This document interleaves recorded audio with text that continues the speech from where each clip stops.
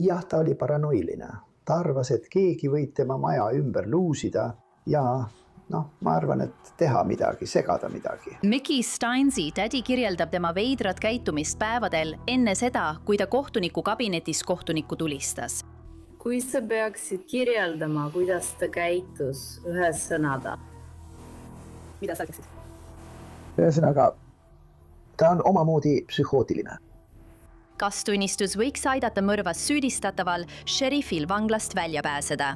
Tema advokaadid on siin, et rääkida kõigest eksklusiivses intervjuus.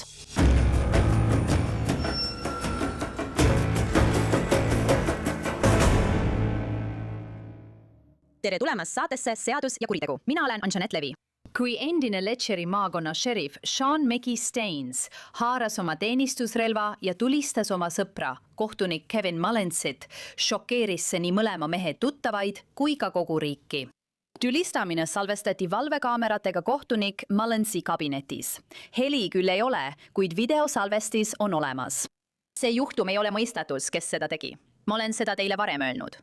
Küsimus on hoopis selles, miks ta seda tegi. Levinud on teooriad, et Staines oli tohutu surve ja stressi all, sest ta oli andnud ütlusi tsiviilhagis, mille tema ja tema šerifi büroo vastu esitas naine nimega Sabrina Atkins. Naine väitis, et üks Stainsi asetäitjatest aitas tal GPS jälgimisega vanglast välja saada seksuaalteenuste eest. On olnud spekulatsioone, et kohtunik Mullens oli seotud naistega, kes pakkusid seksuaalteenuseid soodsama kohtlemise eest kohtus, sest Fields ja Atkins seksisid Mullensi kabinetis.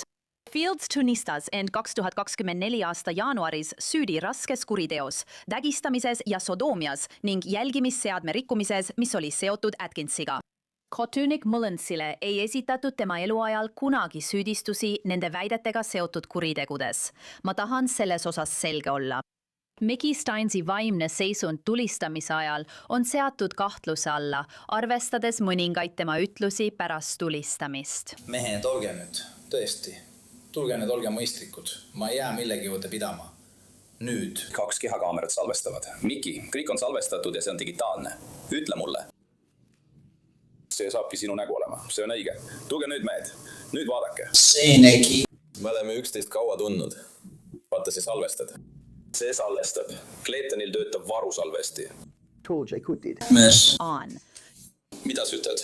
Aeglasmalt. Kui sa ei saa, me räägime kohtumaja koridoris. Jah, siin pole inimesi. Me ei tea, ma mõtlen... Selles toas on inimesed. Selles toas on inimesed. Me ei saa seda teha.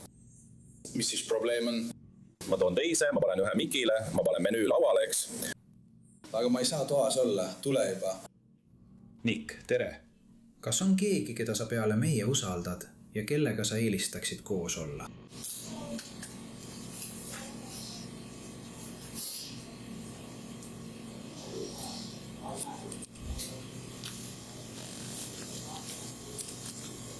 Miki, ma ei tea, kas me oleme terve elu 11 tundnud.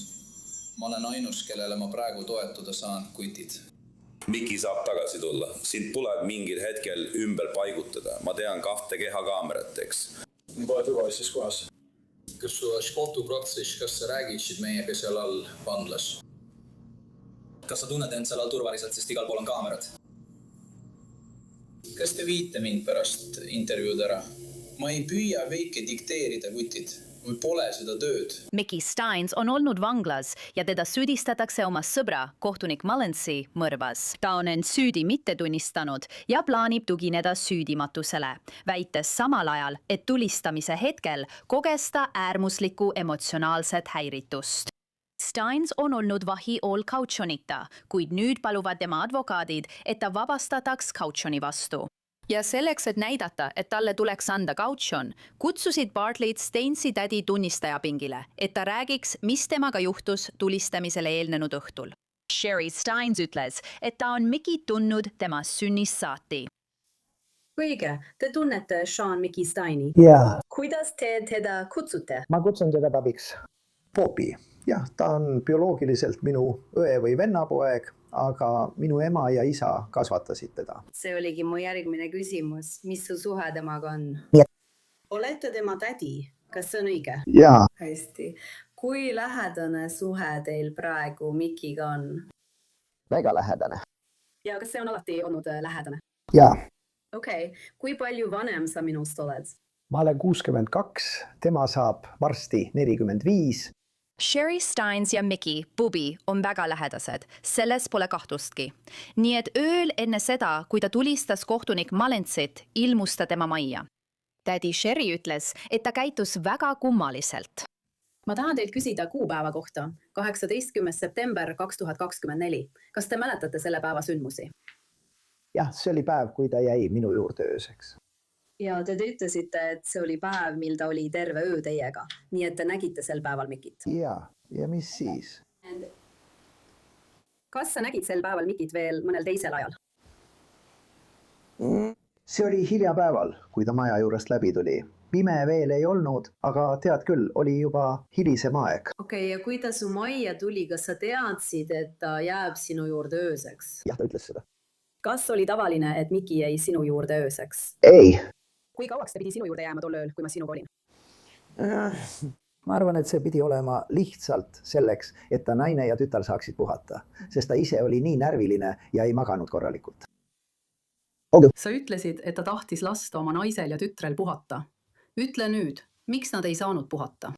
Sest ta ise ei saanud magada ja kõndis mööda põrandaid ringi ning ma arvan, et ta häiris neid sellega. Tead küll. Okei, kas sa rääkisid sellest tema naise või tütrega üldse? Ei, mitte sel õhtul. Ta oli majas, nii et ma ei rääkinud. Ma püüdsin sellesse mitte sekkuda. Kui ta sinu juurde tuli, kas ta oli sulle enne helistanud ja öelnud, et ta tuleb külla? Ma ei mäleta, kas ta helistas ja ütles, et ta tuleb või mitte, aga ta teadis, et võib alati tulla, kui tahab. See on nagu tema teine kodu. Okei, ta ütles siis, et tuli hiljem sel õhtul läbi. Jah. Ja kui ta läbi tuli, kas ta tõi midagi kaasa? Ta tõi koti ja selles olid need väikesed tuunikalatoidud ning selgus, et seal olid ka melatoniinikommid ja käsimüügist saadav Benadryl. Ja kas tal oli midagi öelda selle kohta, miks tal Benadryl või melatoniinikommid olid? Ta polnud maganud ja tundus, et ta polnud 7 päeva ja ööd maganud. Ja ta oli arsti juures käinud ning talle öeldi, et ta võtaks Benadryli ja melatoniini, et aidata tal puhata. Ma eeldan, et see oli kas sel päeval või päev enne seda. See oli väga hiljuti. Nii et ta oli üsna hiljuti arsti juures käinud? Jaa. Sa ei tea päris kindlalt, mis päev see oli? Jaa. Olgu. Ja arst soovitas tal võtta melatoniini ja Benadryli, et proovida natuke und saada. Õige? Ilma retseptita. Olgu. Ja kui ta teie majja jõudis, mida te kõigepealt tegite? Ja me lihtsalt istusime, vaatasime telekat. Ma läksin kööki ja tegin meile natuke õhtusööki. Sõime, tema eriti ei söönud. Mickey Steinsi tädi Sherry ütles, et polnud kahtluski, et tema õepoja Babiga oli midagi tõsiselt valesti. Ta oli väga rahutu, kõndis ühest uksest teise. Aeg muudkui läks edasi ja mina kasutan öösiti haplikku. Nii et ma istun öösel oma tugitoolis ja võtan haplikku. Ma andsin talle oma majas voodi. Mul on üks vaba magamistuba. Ütlesin talle, et ta läheks pikali. Nüüd ta lähebki, heidab mõneks minutiks pikali ja enne kui arugi saan, on ta jälle elutoas minu juures ja tal on padi kaasas. Ja ma küsisin, Babi, kas sa ei saa magada? Ei, ma lihtsalt ei saa. Ja ta võttis näiteks melatoniini ja Benadryli. Istub seal, telefon käes. Ja ta vaatas neid turvakaameraid jälgides oma maja ümbrust. Nii et ta jälgib oma maja turvakaameraid. Oma maja ümbruses, jah. Teeme jazz. Jah. Ja sa ütlesid, las ma lähen tagasi melatoniini ja Benadryli juurde. Nii et ta võtab melatoniini ja Benadryli. Kas sa võtad neid samal ajal? Ja. Kas sa tead, mis tüüpi Benadryl või melatoniin see oli? Kui palju milligramme? Midagi sellist? Ma ei tea, aga need on mul ikka veel kodus alles selles kotis, kus ta neid hoidis. Okei. Kui sa peaksid arvama, siis umbes kui palju, või kui sa tead, siis ära arva. Kui sa tead, siis kui palju melatoniini ja kui palju Benadryli võttis Mikki tol õhtul? Ma ütleksin, et umbes 3-4 Benadryli ja umbes sama palju melatoniinikumme. Kas need paistsid talle üldse mingit mõju avaldavat? Ei. Ja kas ta magas? Ei. Ta ütles, et ta oli oma telefonis, vaatas turvakaameraid ja jälgis oma maja ümbrust. Jah. kas tal oli mingeid muresid selle pärast, mis tema maja ümber toimus? jah, ta oli paranoiline, ta arvas, et keegi liigub tema maja ümber ja noh, ma arvan, et teeb midagi või segab midagi. Mille pärast ta muretses seoses sellega, et keegi võiks tema maja juures olla? Ta muretses Liila ja Karoliina pärast, et nad naeravad tema üle. Ta muretseb oma naise ja tütre pärast. Ja, Kas ta ütles üldse midagi? Kas sa said mingigi vihje, miks ta oleks mures oma naise ja tütre pärast? ei, aga ma teadsin, et tal oli palju pinget ja stressi. Kas ta mainis, et talle oleks esitatud mingeid konkreetseid ähvardusi? Midagi konkreetset mitte, aga ma olin, tead küll, tema käitumisest oli aru saada, et asi oli halb. Halb, ta oli hirmunud, ta oli surmani ehmunud. Stainsi tädi Sherry ütles, et tema õepoeg käitus kogu öö kummaliselt. Okei, sa ütlesid, et olid temaga terve öö üleval. Ja, Okei, ja kas mingil hetkel ta läks? ei, aga ta küll üritas mind kätte saada. Tütar, ma kirjutan. Minu ema adopteeris. Laps. Ja tol ajal oli ta arsti juures käinud, tal oli peavalu, ta minestas, tehti MRT, ta oli voodis. Noh, Miki üritas mingil hetkel mind veenda, et ma sõidaksin tema maja juurde, et seal ringi vaadata ja veenduda, et kõik on korras. Ja ta tahtis, et ma jätaksin ta voodisse. Igaüks, kes Mikit tunneb, teab, et Miki ei oleks kunagi soovitanud sul lahkuda. Keskkooli 3. aasta õpilane, üksi voodis, kui väljas on pime, et minna kellegi maja ümbrust kontrollima. Ta tahtis, et sa läheksid temaga koos tema maja kontrollima, tema kodu. Kas oli midagi, mis pani teda tahtma sinna minna? Tema maja taga kõrval tänaval kõndis üks mees ja sa nägid tema jalgu. Ja ta lihtsalt kõndis mööda alleed, aga sellest piisas, et teda ära ehmatada. Mida ta arvas, et juhtub? Kas ta teadis? Kui ma... See on lihtsalt minu arvamus, aga ma arvan, et ta arvas, et nad tulevad tema maja ümber tiirutama. Ja mida nad siis teeksid? Ma ei tea. Ta ütles, et ta on mures Karoliina ja Liila pärast. Ja mis see Karoliina ja Liila kohta oli? Kas ta mainis midagi konkreetset nende kohta, mida ta kartis? Ta lihtsalt kartis, et keegi teeb talle haiget. Täti Sherry ütles, et tema vennapoja käitumine polnud kindlasti see Miki Stein, keda tema tundis. Kas olete tema tavapärase käitumisega kursis? Ja, Milline on Miki tavaliselt? ta on naljamees. Talle meeldib valetada, mängida. Ta aitab inimesi palju. Ta on hea mees. Hyperaktiivne. Ta läheb välja ja teeb asju, ilma et peaksid teda paluma või küsima. Kui ta näeb, et vajad abi, siis ta aitab sind. Kas tema käitumine tol õhtul oli kooskõlas tema tavapärase käitumisega? Siis järgmisel päeval, mil Miki Stein tulistas kohtunik Malensit, ütles Sherry Stein, et sai vahetult enne tulistamist Mikilt FaceTime'i kõne. Ja kas see on umbes see aeg, kui sa mäletad, et ta FaceTime'is helistas? Selle FaceTime'i kõne ajal. Mida Miki? Noh, nagu ma ütlesin, minu ema ja isa kasvatasid teda. Nii et tal oli minu ema jaoks nimi. Ta kutsus teda Mommy Bonesiks. Mommy Bones? Mommy Bones. Okei. Ja ta helistas mulle ja ütles Sherry. Ja ma ütlesin, mis on? Ta ütles, lase mul rääkida Bonesiga. Nii ta teda kutsusime. Kas sa lasid tal Bobiga rääkida? Ta oli olnud surnud 2,5 aastat. Ja ma ütlesin, mis? Ja ta ütles, lase mul mehega rääkida. Ma ütlesin, Bobi, kus sa oled? Kas sa oled kontoris? Ta ütles, miks me ei võiks sulle tagasi helistada? Mul on halb ühendus. Ma ütlesin, no okei, helista mulle tagasi. Ta ütles, pup, tulen tagasi. Ja see oligi viimane kord, kui temaga rääkis. See ongi viimane kord, kui sa temaga rääkisid. See jääbki viimaseks. Viimane, kellega ma rääkisin, oli tema. Kas see kõne tekitas sinus muret? Ja. No. Ta küsis mu ema järele 2 korda. Ta oli minuga, kui ma pidin oma ema veel hambaravi kabinetist ära tooma. Nii et ta teadis, et ta oli läinud. Olime 2. Pidin selle välja lülitama. Nii et ta teadis, et ta oli läinud. Kas Miki on varem ka niimoodi käitunud? Ei.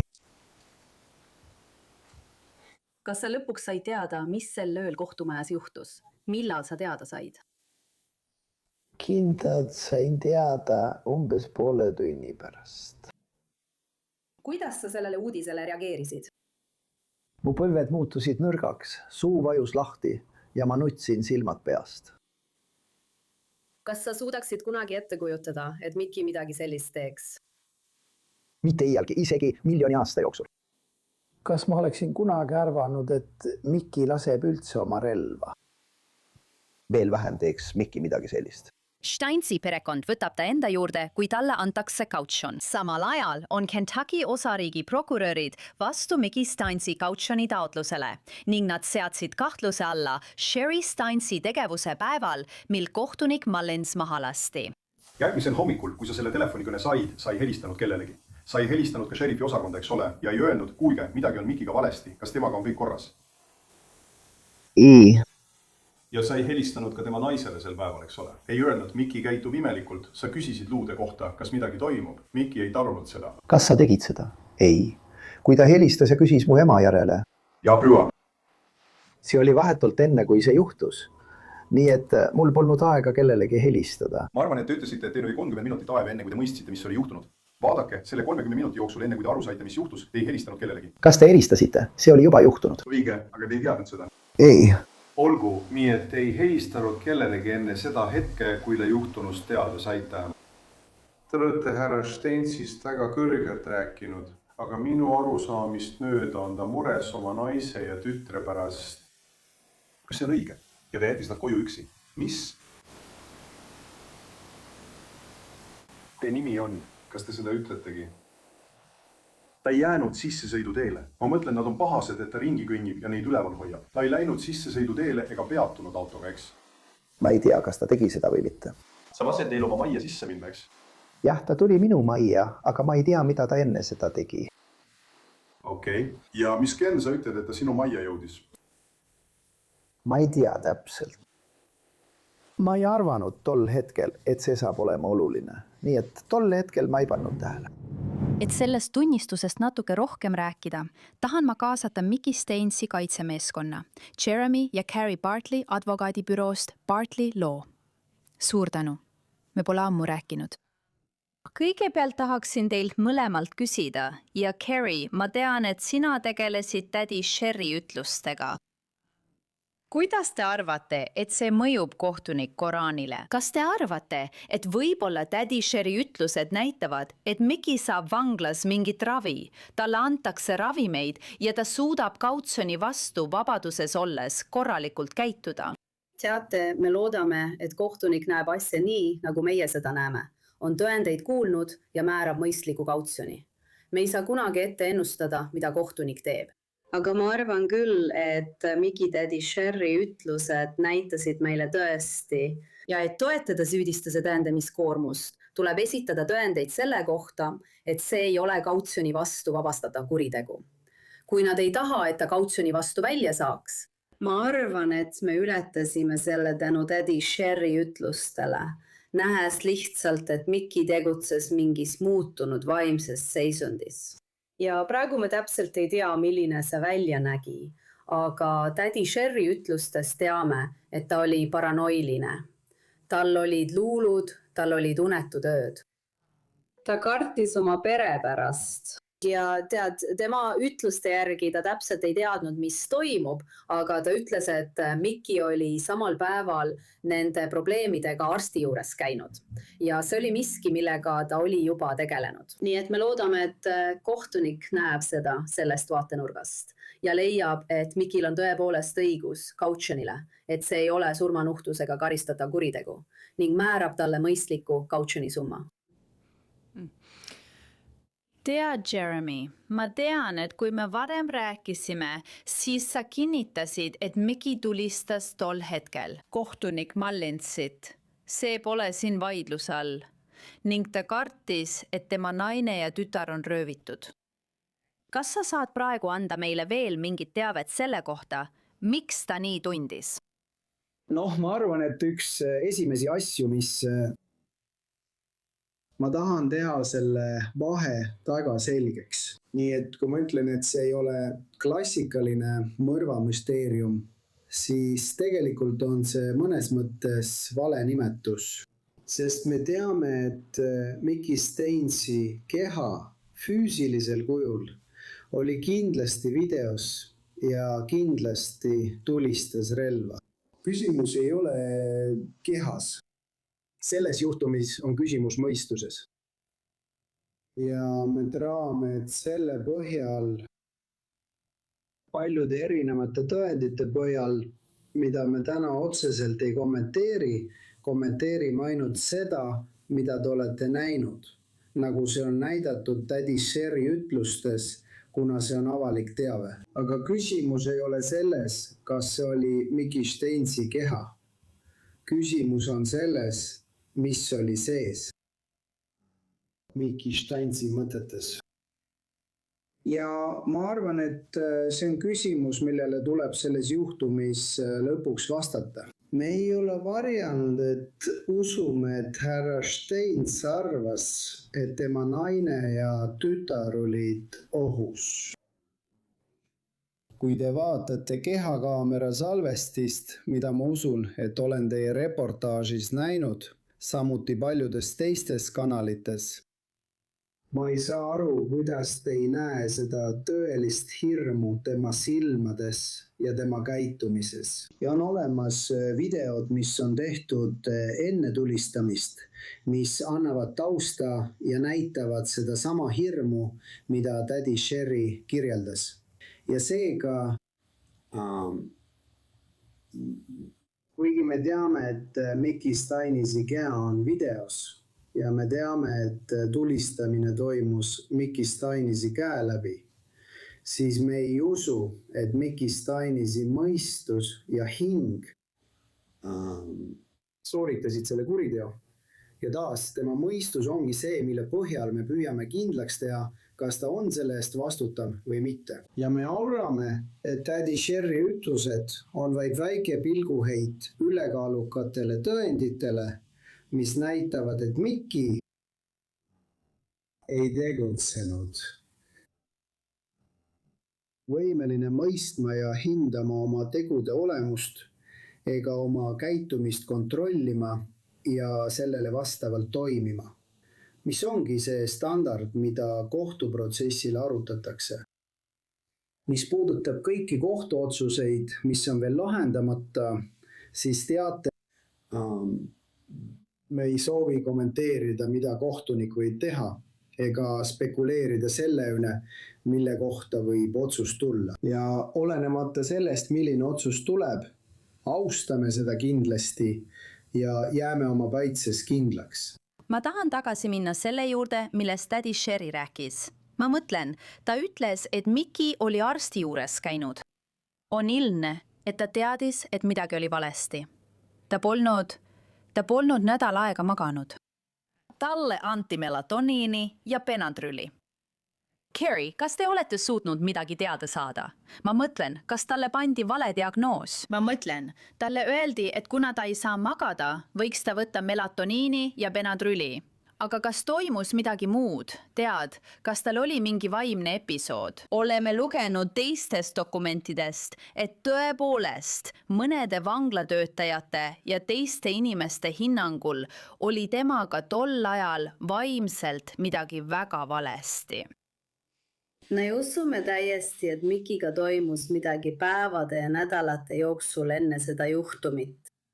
Ta käis arsti juures, et oma unetuse ja nende probleemide vastu abi saada. Tundub, et teda saatsid mõned tema töötajad, kui ta arsti juurde läks.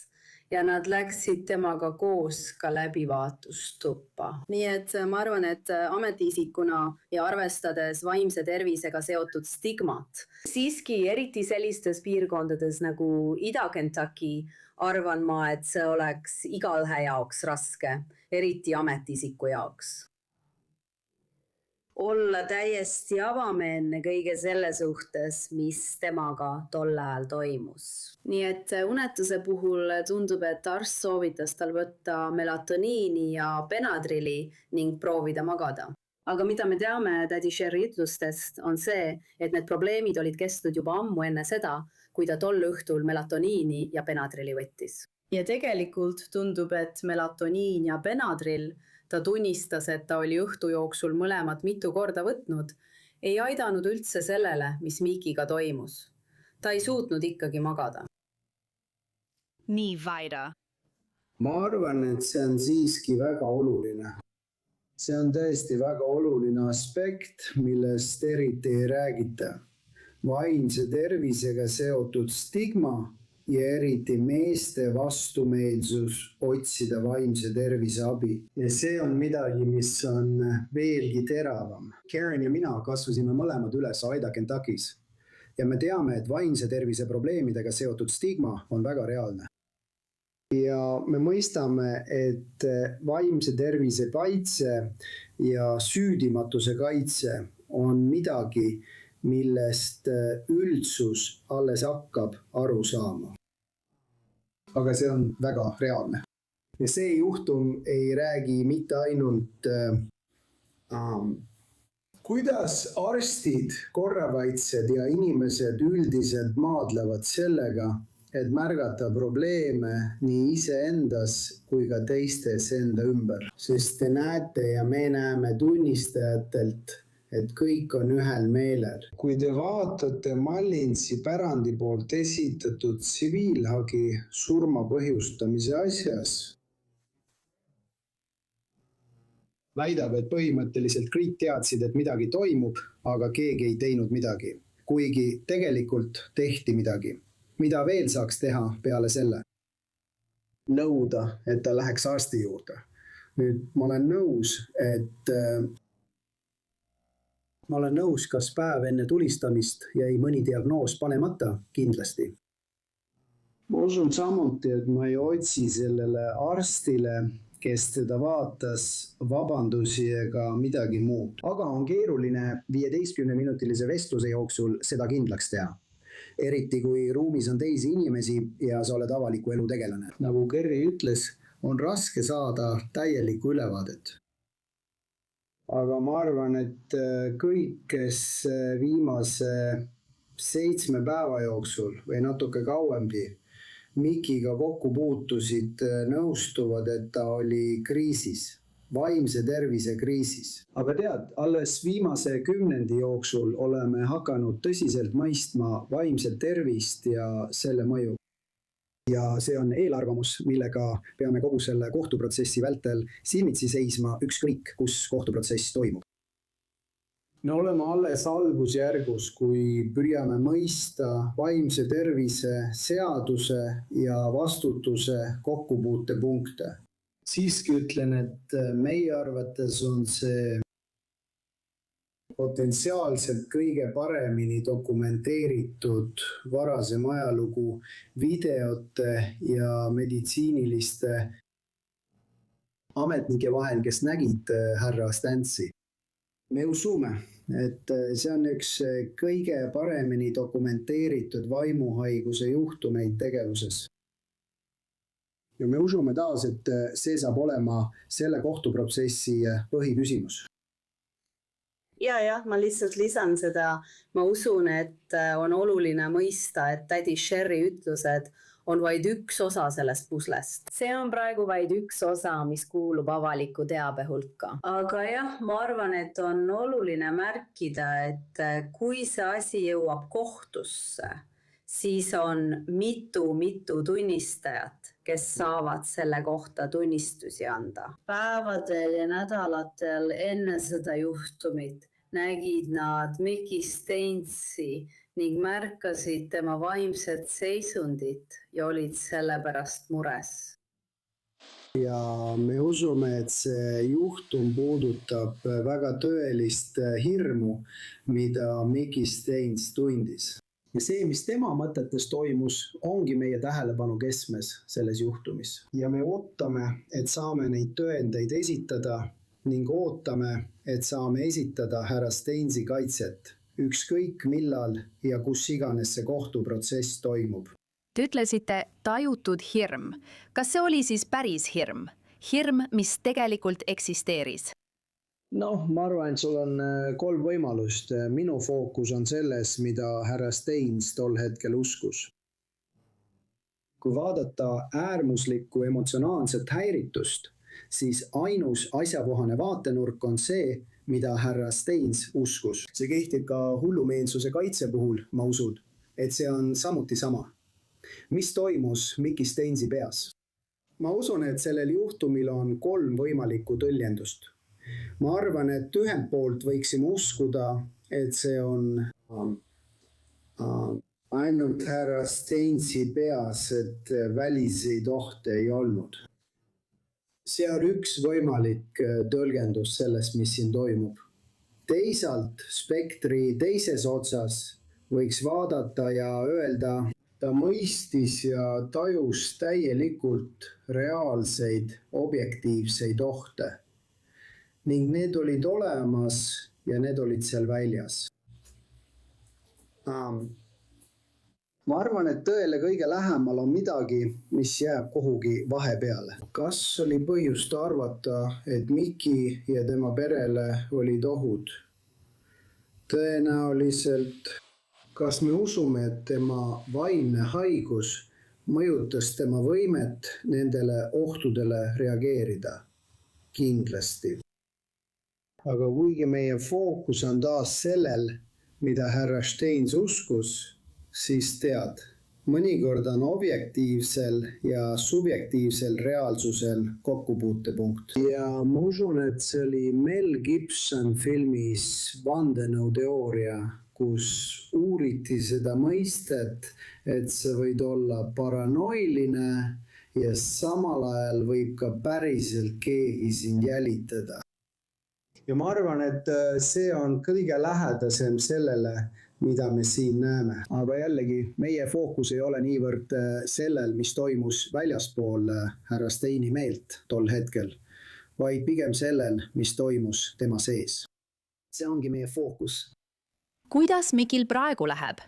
Tädi Sherry ütles, et ta näeb halb välja, aga ta ütles ka, et on temaga suhelnud. Kuidas tal siis tegelikult läheb? Mickey on läinud tunnustatud avaliku elu tegelasest meheks, kellelt on kõik ära võetud. Ja ta kannatab kindlasti selle kõige tagajärgede all. Tema tervis pole ideaalne, tema vaimne seisund, ma arvan, on kannatanud lihtsalt selle tõttu, et ta on liikunud olukorrast, kus tal oli kõik, olukorda, kus tal pole midagi. Ja seega, tead, see, mida sa näed, on minu arvates see, mida tädi Sherry ütles. Ta näeb halb välja. Ta on praegu murtud mees. Noh, Jeremy ja Kerry Bartley, ma hindan, et te meiega liitusite ja meiega rääkisite. Ma tean, et sellest on juba mõnda aega möödas. Suur aitäh teile. Aitäh. Nüüd tahaksin pöörduda Dave Ehrenbergi poole. Ta on endine Palm Beachi maakonna osariigi prokurör, nüüd kriminaalkaitsja. Ta vahetas poolt. Nii et Dave, ma tahaksin teada, mida sa arvad tädi Sherry tunnistusest Mickey Steinsi käitumise kohta õhtul enne seda, kui ta tulistas Kevin Mullinsit. Ma mõtlen, et põhimõtteliselt ütleb ta, et ta oli täielik segadus. Ta oli paranoiline. Ta kirjeldas teda kui psühhootiliselt käituvat ja kõike seda.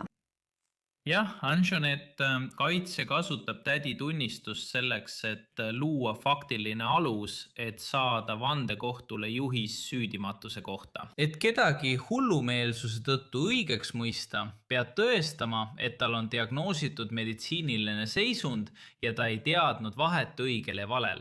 Väga raske tõestada. Eriti kui šerif läks salajastesse kambritesse, nagu varjatud erakambrisse, avalikkuse eest eemale, et kohtunikku hukata. See näitab ettekavatsetust. See näitab, et ta teadis, et see, mida ta teeb, on kuritegu. Kui ta oleks tõesti täiesti hull olnud, ega oleks vahet teinud õigel ja valel, oleks ta teda avalikult tulistanud, ega oleks teda taha viinud, kus poleks olnud tunnistajaid. Nii et ma arvan, et hullumeelsust on väga raske tõestada. Ma ei usu, et ta saab sellise otsuse, kus ta mõistetakse süüdimatuks hullumeelsuse tõttu, aga ta võib saada kergema otsuse näiteks tapmise eest, kui suudetakse tõestada äärmuslikku emotsionaalset stressi. Nii et ma arvan, et see on tegelikult realistlikum variant. Noh, ja nad esitasid selle ning just seda nad ka taotlevad. Ma mõtlen, et see on nagu kaheharuline kaitse, mida siin võidakse kasutada. Hullumeelsuse kaitse koos äärmise emotsionaalse stressiga. Sest Bartlid, kes esindavad Mickey Stainsi, on öelnud, et ta uskus, et tema naine ja tütar olid selle teo ajal röövitud. Ja just seda ta kartis, kui ta päästikut vajutas. Ma mõtlen, et selles pole siin mingit vaidlust. See ei ole vaidluse all, see ei ole mõrvamüsteerium. See kõik on videos, aga ta uskus, et tema naine ja tütar olid röövitud. Ja siis on veel see kummaline käitumine. Tead, tädi Sherry ütleb, et ta vaatas terve öö kaameraid ja hoidis teda üleval. Tead, ta üritab magada oma hapnikumaskiga ja tema käitub täiesti segaselt ning FaceTime'ib teda vahetult enne seda, kui see kõik juhtub. Küsides, kas ta saaks rääkida, tead küll, Mommy Bonesiga, kes on olnud juba 2,5 aastat surnud. Ma mõtlen, see kõik on väga selline, temaga oli midagi lahti. See kõlab nagu vaimne haigus ja ma ei saa aru, miks arst ütleb talle, et ta võtaks melatoniinikomme ja Benadryli, kui on ilmselgelt midagi vaimset lahti. Tead küll, see kõlab nagu vaimne haigus siin. See arst aitab mõlemat poolt, Anjanette. See aitab tal tõestada äärmist emotsionaalset stressi või isegi süüdimatust, näidates, et ta käis vahetult enne seda arsti juures, et saada abi oma vaimse seisundiga. See aitab teda, kui tema tädi ütleb, et ta polnud nädal aega maganud. See aitab teda, kui ta ütleb, et ta oli äärmiselt paranoiline. Ta jälgis läbi kinnisideeliselt oma kodu valvekaameraid, ta ei maganud, kõndis edasi-tagasi ja oli täiesti ettearvamatu. Aga kus see aitab süüdistust, on see, et arst, kes teda nägi, saatis ta koju, andis talle lihtsalt mõned kummikommid, natuke Benadryli ja saatis ta koju. Kui arst oleks tõesti arvanud, et tal on vaimuhaigus, oleks ta teda tõenäoliselt tõsisemalt ravinud, kui lihtsalt öelnud, et võta mõned kummikommid ja mine koju. Ja võib-olla ei olnud ka arst piisavalt pädev diagnoosi panema. Kas see on võimalik? Jah, ma mõtlen, et sa oled ainus võimalus piirkonnas, kus pole sellist juurdepääsu tervishoiule nagu paljudes teistes kohtades. Seda võib pidada omamoodi tervishoiuteenustest vaeseks piirkonnaks. Nii et neil on õnne, et neil on maapiirkondades üldse meditsiinitöötajaid, kuid ma ei ole kindel mõnede nende teadmiste tasemes, kes ei pruugi olla valmis või võimelised vaimseid haigusi tuvastama. Ja see ei ole kriitika, aga tead, need on väga individuaalsed hinnangud ja see nõuab asjatundlikkust. Ja kui sa ei ole harjunud selle erialaga tegelema, siis jah, sa võid lihtsalt öelda, võta mõned kummikarud ja helista mulle hommikul. Näed kutsusid siiski tädi Sherry tunnistama, et kautsjoni saada. Nii et tead, Mickil ei ole praegu õigust kautsjonile, aga nad kutsusid tädi Sherry tunnistama, et põhimõtteliselt öelda, vaadake, ta näeb praegu halb välja, aga nüüd käitub ta paremini. Ta ei käitu enam nii, nagu ta käitus siis, kui see juhtus. Tal on koht, kus elada. Ta saab minu juures elada. Ta saab elada Liila ja tema ema juures, Mickey naise juures. Ma mõtlen, et keegi ei aja teda minema. Nad armastavad teda. Mis sa arvad, kui suur on tõenäosus, et nad annavad Mickile kautsjoni ja ütlevad, et olgu, ranged tingimused, GPS-jälgija. Ta peab kodus olema, aga ta saab olla kodus koos oma perega. Tal polnud enne seda karistusregistris ühtegi kannet. Ta oli armastatud šerif. Kas sa arvad, et nad võivad Mickile määrata kõrge kautsjoni ja lubada tal piirangutega koju minna? Nad võiksid, aga mida rohkem nad räägivad vaimuhaigusest ja tema ettearvamatust käitumisest, seda vähem tõenäoline on, et talle kautsjon määratakse. Ja põhjus on selles, et see töötab vastu, need üks pool töötab teise vastu. Sa saad aidata ette valmistuda süüdimatuse kaitset, äärmusliku emotsionaalse häire kaitset. Aga mida rohkem sa seda teed, seda rohkem sa ütled kohtunikule, et jah, ta on hull. Ja see tähendaks, et kui ta on ettearvamatu, heitlik ja vaimselt haige, siis on ta ohuks kogukonnale ja teda ei tohiks kautsjoni vastu vabastada. Ja fakt, et ta jääb oma tädi juurde, kellel on öösiti suu ümber hapnikumasin, ei tähenda, et ta teda takistaks lahkumast. Kui ta on ettearvamatu, heitlik ja vaimselt haige, siis on ta ka keegi, kes tunneb kogukonda hästi ja tunneb relvi väga hästi. Ma arvan, et prokuröridel on õigustatud argument, et ta on kogukonnale ohtlik. See on huvitav. See on nagu, tead, nad pingutavad ühel poolt, et öelda, et ta on ettearvamatu, heitlik ja hullumeelne. See töötab nende kahjuks teisel poolt, kui nad samal ajal ütlevad, et lasta vabaks. Huvitav saab olema näha, mida kohtunik selle kautsjoni küsimuses otsustab. Dave Ehrenberg, aitäh sulle väga! Aitäh, et mind kutsusid, Anette! Selles asjas on prokuratuur esitanud taotluse kohtuasja üleviimiseks teise kohtusse. Kaitse on sellele taotlusele vastu. Anname teile teada, mis sellest saab. Otsus selle kohta, kas Mickey Stainsile antakse kautsjoon, pole veel tehtud. Ja sellega ongi selleks korraks kõik. Saatest Seadus ja kuritegu. Mina olen Anjanette Levi. Suur tänu, et olite minuga. Kohtume siin jälle järgmisel korral.